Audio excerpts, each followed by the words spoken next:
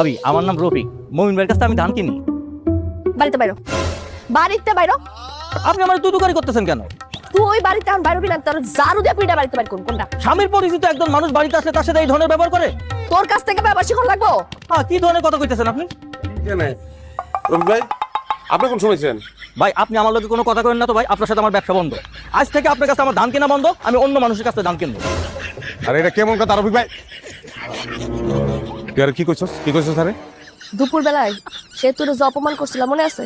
আর তোমার পরিচিত মানুষরা আমি অপমান করে বাড়িতে বাইর করে দিচ্ছি। বাস, প্রতিশোধ নেওয়া গেছে। কাটাকাটি শোধ বল। তোর সব বোধান বের করতে তুই কই যাস? যাস কই?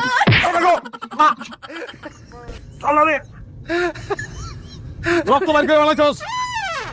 বাচ্চাদের বই অসুস্থ, আমার কাছে রক্ত চাইছিল, রক্ত দেই না, এই রক্ত তুই বাইর করছ? তুই কি ডাক্তার রে? আবার কিন্তু নাকটা কিন্তু অন্য রক্ত পড়তাছে।